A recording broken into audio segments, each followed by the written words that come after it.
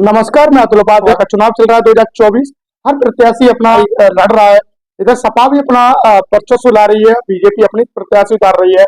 और इसी के साथ एक रश्मिकांत राठौर जी है परिवर्तन समाज पार्टी से, उनसे बात करेंगे उनकी क्या तैयारी है, किस तरीके से वो मैदान में उतर रहे हैं और क्या जनता को आश्वासन दे रहे हैं ताकि जनता उनका विश्वास कर सके। पहले तो आपका बहुत बहुत स्वागत है हमारे चैनल में। नमस्कार अतुल जी। सबसे पहले तो मैं आपका धन्यवाद करना चाहूँगा कि आपने अपने न्यूज़ चैनल में मेरा इंटरव्यू लेने का जो ये किया है काम, ये इसके लिए मैं बहुत धन्यवाद करूँगा। मेरा नाम रश्मिकांत राठौर है और मैं परिवर्तन समाज पार्टी से लोकसभा 20 फिरोजाबाद से यहाँ से लोकसभा का प्रत्याशी हूँ। मेरी तैयारियां काफी समय से, एक लंबे समय से चल रही थी। लंबे समय से हम गुप्त अपना जनसंपर्क जारी रखे हुए थे। हमारे साथ कई लोग जुड़े हुए हैं, हमारे साथ प्रोफेशनल लोग जुड़े हुए हैं, हमारे साथ हर समाज के लोग जुड़े हुए हैं। और इस जनसंपर्क के दौरान हमें काफी सारी ऐसी समस्याओं के बारे में भी पता चला जिससे कि यहाँ की जो जनता है वो बहुत ज्यादा परेशान है। उन जन समस्याओं को लेते हुए हमने अपना पूरा मैनिफेस्टो तैयार किया, संकल्प पत्र बनाया। उसमें हमने सारी जो हमारे मैनिफेस्टो के पॉइंट्स हैं वहां पे नोट डाउन किए। अभी हमारे क्षेत्र में अगर सबसे बड़ी अगर समस्या है तो वो है रोजगार की समस्या। लोग यहाँ रोजगार से बहुत ज्यादा परेशान हैं। बेरोजगारी बढ़ती जा रही है, महंगाई बढ़ती जा रही है। लोग अपने जीवन को उस हिसाब से मैनेज नहीं कर पा रहे हैं कि बढ़ती हुई महंगाई में और बेरोजगारी में कई ऐसे परिवार भी हैं जिन्होंने अपने लाडले और लाडलियों को खो दिया है। तो उसी हिसाब से अपना मैनिफेस्टो बनाया है। हम यहाँ पे जिम्मेदारी के साथ, गारंटी के साथ एक वादा कर रहे हैं कि यहाँ पे अगर हम जीत के आते हैं तो 20 से 30 हजार रुपए महीने की हर शिक्षित बेरोजगार को नौकरी दिलवाएंगे। और यहाँ से अगर हम जीत के आते हैं, इसके साथ ही एक और मैनिफेस्टो का जो हमारा पार्ट है वो ये है कि यहाँ पे या किसी भी शहर में हर जगह टैलेंट बहुत है इंडिया में, लेकिन उस टैलेंट के हिसाब से लोगों के पास पैसा है और ना ही लोग इन्वेस्टमेंट कर पा रहे हैं। जैसे मैंने सोचा कोई बिजनेस प्लान और मैं चाहता हूं कि बिजनेस स्टार्ट करूं, लेकिन मेरे पास अगर पैसा नहीं है तो मैं उस व्यापार को शुरू नहीं कर पाऊंगा। तो ऐसा मैंने प्लान बनाया है कि जो हमारे पास कई सारे इन्वेस्टर्स हैं, जैसा कि मैंने पहले भी कई इंटरव्यूज में बोला है, मैं एक सॉफ्टवेयर डेवलपर हूँ। मेरा जो सेक्टर रहा, मैंने कई क्लाइंट्स के लिए सॉफ्टवेयर बनाए जो कि उससे रिलेटेड थे, इकोनॉमी या फाइनेंस से रिलेटेड थे। फाइनेंस से रिलेटेड कंपनियों के लिए मैंने सॉफ्टवेयर बनाए। उसके साथ ही कई कॉल सेंटर्स के लिए सॉफ्टवेयर बनाए। जो लोग यहाँ पे इन्वेस्टमेंट करने के लिए तैयार हैं, बट समस्या यही आती है जब तक कोई बंदा यहाँ पे ऐसा ना हो जो सारी परमिशनें दिलवा सके, तब तक वो इन्वेस्टमेंट नहीं कर पाएंगे। इसीलिए मैं सभी से वादा कर पा रहा हूँ, मैं इतने कॉन्फिडेंस से बोल पा रहा हूँ कि यहाँ पे जो भी व्यक्ति बेरोजगार है, मैं हर एक के लिए व्यवस्था करके दूंगा, चाहे वो शिक्षित हो या अशिक्षित। उतरने का ऐसा क्या आया कि हाँ मैं राजनीति में उतरूंगा या कुछ कर सकता हूँ लोगों के बीच? देखो, मैंने जो व्यापार शुरू किया था वो भी मेरा एक बहुत स्ट्रगलिंग फेज था। मैं यहाँ से घर से अकेले गया था, बहुत बड़े परिवार से नहीं हूँ, अंबानी अडानी जैसे परिवार से नहीं हूँ। यहाँ से मैं दिल्ली पहुंचा। दिल्ली पहुंचने के बाद वहाँ मैंने स्ट्रगल किया। स्ट्रगल करने के साथ साथ एजुकेशन के साथ साथ ही मैंने काफी सारी चीजें वहाँ सीखना शुरू किया। जैसे मैं आईटी के क्षेत्र में आया। आईटी के क्षेत्र में ऐसा नहीं है कि मेरा कोई गॉडफादर है, मैंने खुद इसको सीखा, बुक से, यूट्यूब से सीखा और लोगों को फ्री सर्विस देना शुरू कर दिया। लोगों की वेबसाइट्स फ्री बनाता था, उनका सर्च इंजन ऑप्टिमाइजेशन फ्री करता था। उसके बाद से मैं फेमस होना शुरू हो गया, लोग मुझे काम देने लगे, रेफरेंस से मुझे काम मिलने लगा और इंडिया की टॉप 10 कंपनीज में मेरी कंपनी आ चुकी थी। बट जो कोरोना का काल आया, उस काल में एक बहुत लंबा लॉस हुआ, जो मार्केट से मेरा पैसा रिकवर नहीं हो पाया। उस दौरान मैं घर पे आ गया था, हालांकि मैं रिटर्न हो सकता था। अब राजनीति में आए तो आपको कृषि और जो किसान है उसको लेकर क्या प्लान रहेगा कि हाँ मैं किसानों के लिए ये कर सकता हूँ ताकि किसानों का कर्जा माफ हो सके? किसानों की प्रति व्यक्ति आय बढ़ाने के लिए मैं वादा कर सकता हूँ। मेरा जो प्लान है वो औषधीय खेती को लेकर है। अगर अपने क्षेत्र में औषधीय खेती हम करवाना शुरू कर दे तो 1 एकड़ से 1 करोड़ रुपए एक साल में बंदा कमा सकता है, कोई भी किसान कमा सकता है। और जैसा कि सभी जानते हैं, पूरे हिंदुस्तान में मात्र एक ही ये औषधीय मंडी है जो कि नीमच में है और हम यहाँ से जीत के आते हैं, हम फिरोजाबाद में भी औषधीय मंडी यहाँ पे शुरू करवाएंगे। आपने अपने उसमें रूटीन में एक चीज जो लिखा है कि किस जो है वाहनों के चालन के माप होंगे, कैसे होंगे? वाहनों के चालन देखिए ऐसा है कि जब भी हम रेड लाइट से निकलते हैं तो वहां कैमरा फोटो खींच लेता है। अब रेड लाइट से जब हम निकल रहे हैं, अगर किसी आबादी क्षेत्र में निकल रहे हैं, ये 2019 या 20 का एक न्यू व्हीकल एक्ट आया था जिसमें बोला गया था कि आबादी क्षेत्र में लोगों को हेलमेट लगाने की छूट, हेलमेट ना लगाने की छूट है। यहाँ पे चालान वो जबरदस्ती किए जा रहे हैं। अब मान लो मैं जयनगर में रहता हूँ, रोड क्रॉस करके सुहागनगर सब्जी लेने गया, मैं तो सब्जी लेने गया, 200 रुपए की चालान मेरा हो गया 1000 रुपए का। लेकिन वो चालान जबरदस्ती किए जा रहे हैं। वो चालान यहाँ पे मतलब सरकार चाहे तो छूट दे सकती है। वैसे आप राठौर समाज से हैं और चुनाव में राठौर चुनावी समीकरण है, वो क्या रहेगा? मैं राठौर समाज से हूँ और यहाँ पे राठौर समाज की जो जनसंख्या है वो लगभग लगभग 2 लाख के आसपास है। तो वो समाज तो मुझे अपना पूरा समर्थन, पूरा सहयोग, हर तरीके से तन मन धन से मेरा साथ दे रहा है। और इसके साथ ही इंजीनियर होने के नाते यहाँ पे जो प्रोफेशनल लोग हैं, वो पढ़े लिखे जो शिक्षित लोग हैं, वो मुझे पूरा साथ दे रहे हैं। तो लगभग लगभग यहाँ पे मैं 4, 4.5, 5 लाख की वोटिंग तक पहुंच चुका हूँ। सपा और भाजपा जैसी बड़ी पार्टी होगा, आप टक्कर कैसे देंगे? सर टक्कर समीकरण। टक्कर तो हम दे रहे हैं, बहुत अच्छी टक्कर दे रहे हैं, बल्कि हम तो जीत रहे हैं यहाँ से। अच्छा। आप देखिए, आप मार्केट में जाइए, हर प्रत्याशी का कहीं ना कहीं किसी ना किसी चीज को लेकर विरोध है। और मैं आपके चैनल के माध्यम से एक चैलेंज और करना चाह रहा हूं। अगर मुद्दों को लेकर यहाँ एक डिबेट कराई जाए, नॉलेज को लेकर एक डिबेट कराई जाए, एजुकेशन को लेकर एक डिबेट कराई जाए, तो मैं कह रहा हूं मेरे आगे कोई प्रत्याशी टिक नहीं पाएगा। लेकिन यहाँ होता क्या है, अपना क्षेत्र जो है यहाँ पे हिंदू, मुस्लिम, पाकिस्तान, इसके अलावा किसी चीज पे डिबेट होती ही नहीं। एजुकेशन और रोजगार को लेकर कभी कोई डिबेट होती ही नहीं। जनता की व्यक्तिगत समस्याओं का समाधान आप कैसे करेंगे? जनता की व्यक्तिगत समस्याओं के समाधान के लिए देखिए, अपना जो लोकसभा क्षेत्र है उसमें 5 विधानसभाएं आती हैं। उसके बाद यहाँ पे 9 ब्लॉक आते हैं।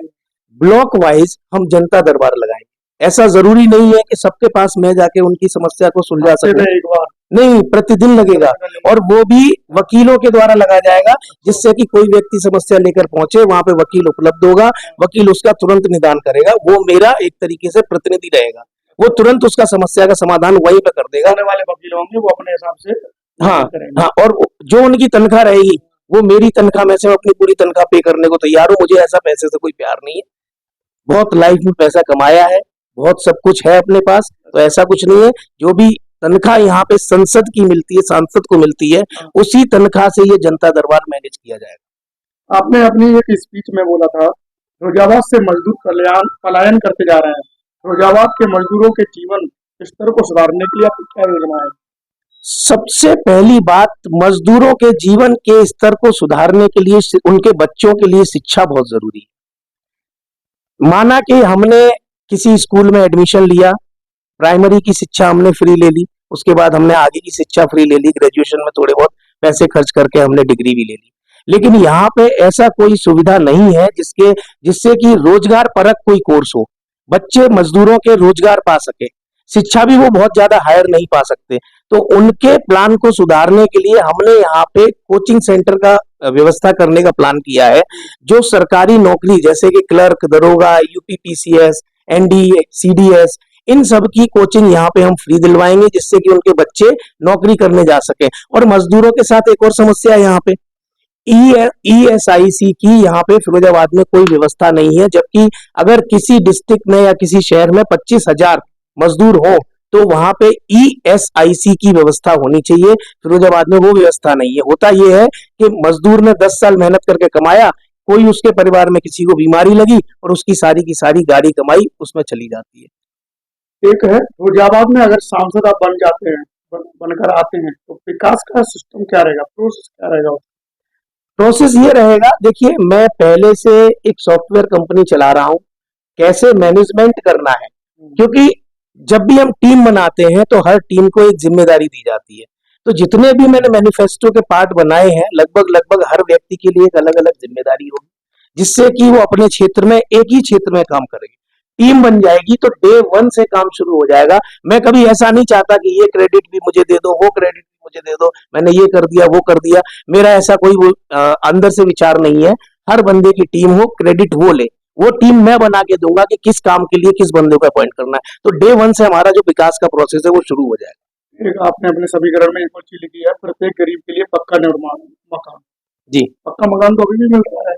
पक्का मकान वो 2.5 लाख रुपए दे रहे हैं। अब वो 2.5 लाख रुपए से कई बार ये हो रहा है कि लोगों ने ले तो लिया, अभी भी उन्होंने अपने घरों में नहीं लगाया हुआ है, भले ही वो किस्तों में अपने कागज में दिखा के ले लेते हैं। और वहां पे भी एक भ्रष्टाचार चल रहा है कि 2.5 लाख रुपए में आपको किस्तों में पैसे मिल रहे हैं, और वो क्या करते हैं, जहां से किस्त उठानी है, जहां से पैसे बनवाने, वहां कागज बनवा के पैसे ले ले रहे हैं और उस पैसे को खर्च कर दे रहे हैं, लेकिन अपना मकान वो प्रॉपर नहीं बनवा पा रहे हैं। तो हमारा उद्देश्य ये है कि जिसकी जरूरत है पक्के मकान की, जिसे आप 2.5 लाख रुपए दे रहे हैं, हम कोशिश करेंगे कि हम उसको मकान बना के दें।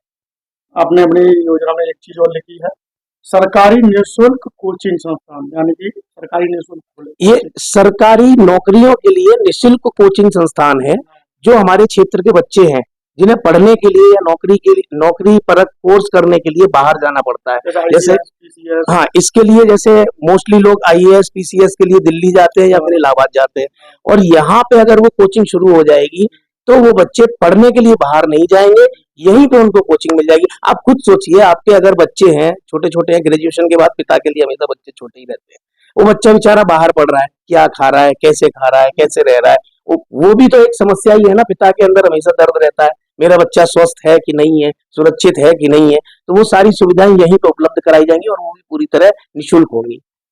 आपने एक और है इसमें, किसान पेंशन योजना, जो कि अभी भी चल रही है। किसान पेंशन योजना तो मिल रही है, लेकिन वो कई किसानों पे जब हम जनसंपर्क कर रहे थे, उस दौरान पता चला कि लगभग 70-90% लोगों की वो जो योजना है वो बंद ही पड़ी हुई है। अगर कोई बंदा उसको अप्लाई करने जाता है दोबारा से, तो वहां बोलते हैं कि आपको 9 महीने बाद या 11 महीने बाद फिर से वो पेंशन चालू होगी। तो ये एक समस्या ही है कि किसानों को वो पेंशन मिल नहीं पा रही है। तो हमारा उद्देश्य है कि जब सब कुछ ऑनलाइन हो चुका है, आधार कार्ड ऑनलाइन है, पैन कार्ड ऑनलाइन है, वो डॉक्यूमेंट देते हैं, तो उसी टाइम से चालू क्यों नहीं होता, उसी समय से उसको चालू होना चाहिए। ये इसमें ये सुधार करने के लिए हमने मैनिफेस्टो में लिखा है। एक और लास्ट है, हर जिले में फिल्म सिटी, जो कि पॉसिबल कैसे करेंगे हर जिले में फिल्म सिटी करना पॉसिबल? मैं आपको बताता हूँ, ऐसा जरूरी नहीं है फिल्म सिटी बनाने के लिए एक बहुत बड़ा भव्य 10 एकड़ का 100 एकड़ का कोई स्थान बनाया जाए। हमारा उद्देश्य है, जैसे शहर के बच्चे हैं, न्यूज एंकरिंग सीखना चाहते हैं, बहुत सारे लोग हैं जिनके अंदर टैलेंट है, जो नृत्य कर लेते हैं, सिंगिंग कर लेते हैं, उनको सारी चीजें सिखाई जा सके, उनको एक प्लेटफॉर्म मिल सके। जैसे हर क्षेत्र में, चाहे शहर छोटा हो या बड़ा हो, एडवर्टाइजमेंट हर जगह होता है। एडवर्टाइजमेंट तो होता है, लेकिन कहीं पे भी प्रोजेक्ट को लेके प्रॉपर उसको शूट करने की कोई व्यवस्था नहीं है। तो उसके लिए जरूरी नहीं है कि बहुत बड़ा भव्य अगर 100 एकड़ का वो बनाया जाए। हमारा मानना है एक छोटी सी जगह में एक छोटा सा प्लेटफॉर्म बना दिया जाए, जहां पे एडवर्टीजमेंट शूट हो सके। जिन लोगों को मॉडलिंग में इंटरेस्ट है या इस सेक्टर में एडवर्टीजमेंट इंडस्ट्री में काम करने का शौक है, लेके वहां लोगों को ट्रेनिंग दी जाए। अब जरूरी नहीं है कि फिरोजाबाद में प्रोजेक्ट मिले, आप मुंबई निकल जाइए, ट्रेनिंग आपने ले ली, आप कहीं भी निकल जाइए। अभी तो यहाँ ट्रेनिंग की भी व्यवस्था नहीं है, ट्रेनिंग के लिए आपको या तो दिल्ली जाना पड़ेगा, मुंबई जाना पड़ेगा। एक और है लास्ट है, अब आपके पर्सनल लाइफ को लेकर ले लेते हैं जी, फिरोजाबाद से दिल्ली और दिल्ली से फिरोजाबाद, जो ये आपका सफर रहा है, स्ट्रगल रहा है, वो कैसा रहा है? सर जब मैं दिल्ली पहुंचा था, सबसे पहले तो ये बताऊंगा कि मैंने बीटेक में एडमिशन लिया, तब मैं घर से बाहर निकला था। बीटेक में एडमिशन लिया, सब कुछ बहुत अच्छा चल रहा था, पढ़ाई बहुत अच्छी चल रही थी, बट एक एक्सीडेंट के कारण बीटेक, मैं यहाँ से ग्रेजुएशन करके ऑलरेडी गया था, बीएससी कंप्यूटर साइंस मैंने फिरोजाबाद से किया हुआ है। तो सेकेंड सेमेस्टर के 2 दिन पहले मेरा हाथ टूट गया, मैं एग्जाम नहीं दे पाया। क्योंकि ग्रेजुएशन किया हुआ था तो मेरे मन में ये था कि साथ वालों को, सीनियर्स को, मैं मतलब साथ वाले मेरे से सीनियर हो जाएंगे, मैंने वो नहीं किया। उसके बाद में एमबीए करने गया, तो वहां पे कॉलेज फर्जी निकला। फर्जी निकलने के बाद अब मन में मतलब ये हो गया कि यार ये तो लाइफ बिल्कुल खत्म सी हो गई। तो वहां से फिर मैंने एक आईटी इंडस्ट्री में ट्रेनिंग के लिए गया। आईटी इंडस्ट्री में, क्योंकि कंप्यूटर साइंस पहले से मैं ग्रेजुएशन कर चुका था, वहां से चीजें धीरे धीरे सीखी। फिर उसके बाद घर आके यूट्यूब पे मैं सीखता था, इनसे पढ़ता था। वही मैंने थोड़ी देर पहले बताया कि लोगों को फ्री सर्विस देना शुरू किया। मैं 72 घंटे बिना सोए कंप्यूटर पे बैठा हूँ, तब चीजें मैंने सीख पाई हैं। बहुत धक्के खा के, बहुत सारी स्ट्रगल करके तब मैं उस लेवल तक पहुंचा। बट वो कोरोना आने के बाद लेवल फिर से डाउन हो गया। उसके बाद मैं घर आया। घर पे फिर ये था कि अब माता पिता भी थोड़े बुजुर्ग हैं, बाकी 2 भाई भी बाहर रहते हैं, तो एक जने के घर पे रहना ज़रूरी था। तो स्ट्रगल मैंने एन्जॉय किया। मुझे स्ट्रगल के टाइम में कोई दुःख नहीं हुआ। मैंने हर टाइप की लाइफ़ को एन्जॉय किया। दुनिया में 2 ही तरीके के लोग होते हैं। एक तो वो जो ज़िंदगी भर एक ही काम करते रहते हैं, एक वो जो एक ही ज़िंदगी में सारे काम कर डालते हैं। तो मैं उनमें से हूँ जो एक ही ज़िंदगी में सारे काम कर चुके हैं। मैं इंजीनियर भी हूँ और मैं पॉलिटिशियन भी हूँ, मैं पत्रकार भी हूँ, मैं समाज सेवी भी हूँ, आरटीआई कार्यकर्ता भी हूँ, मानवाधिकार कार्यकर्ता भी हूँ। मैं हर व्यक्ति के लिए अपनी मतलब सेवा देने की कोशिश कर रहा हूँ। सेवा देने के लिए आप राजनीति में, जी, बिल्कुल। और आपका मकसद वही रहेगा कि मैं समाज सेवा के लिए जी, ये राजनीति अच्छा कदम है और उसमें हाँ, उसके जन लिए कल्याण के लिए, मानव सेवा के लिए मैं राजनीति में आया हूँ। लोग बोलते हैं कि राजनीति में लोग पैसा कमाने आ जाते हैं। पैसा भैया इतना कमाया है जिसकी कोई अथाह सीमा नहीं है, बट कुछ लॉसेस होने के बाद लाइफ में अंबानी अडानी के साथ भी ऊपर नीचे होता है। तो वो मेरे साथ भी हुआ। तो मुझे पैसे से इतना प्यार नहीं है, बिल्कुल प्यार नहीं है। मैं केवल जन सेवा के लिए इस क्षेत्र में आना चाहता हूँ। पैसे वैसे कमाने के लिए इस क्षेत्र में नहीं आ रहा हूँ। जैसा कि आपने देखा कि हमारे साथ रश्मिकांत राठौर जी थे जो भी यहाँ से चुनाव लड़ रहे हैं सांसदी का, और उनका कार्यकाल आपने स्ट्रगल तो देखा ही होगा, उतार चढ़ाव हर किसी की लाइफ में रहता है, उनकी लाइफ में भी रहा, कभी लॉस आया, कभी प्रॉफिट हुआ, और हर किसी के भी रहता है। ऐसा ही इन्होंने समाज सेवा में जाने का सोचा, समाज सेवा में गए, फिर राजनीति कदम में आए, उन्होंने सोचा कि समाज सेवा कर ही रहा हूँ तो एक राजनीति भी कदम उठा लेता हूँ जिससे लोगों के अंदर और ज्यादा समाज सेवा कर सकूं। जो गरीब हैं, मजदूर हैं, जो पढ़ नहीं सकते, जो रोजगार के लिए भटक रहे हैं, जो किसान हैं, जो परेशान हैं, उनकी मैं सेवा कर सकूं, क्योंकि जरूरी नहीं है समाज सेवा में अपने घर से आदमी भी कब तक लगाता रहेगा। तो समाज सेवा का मतलब ये नहीं होता है कि पूरी तरह घुस जाए, राजनीति के जरिए आना चाहते हैं। और आप जो फिरोजाबाद की जनता है वो देखते हैं कितना प्यार देती है और इन्हें समाज सेवा करने का मौका आगे मिलता है कि नहीं, और आगे करते हैं कि नहीं, ये तो आने वाला वक्त ही बताएगा, क्योंकि चुनाव भी अब जल्दी आने वाला है। 7 तारीख को चुनाव है, नेक्स्ट मंथ की, और 7 तारीख को पता चलेगा कौन पार्टी कितना विजयी हो रही है, कौन प्रत्याशी कितना आगे निकल रहा है, और कौन कितना गड्ढे में है। इसी के साथ में कैमरा मैन का जो के साथ अतुल उपाध्याय।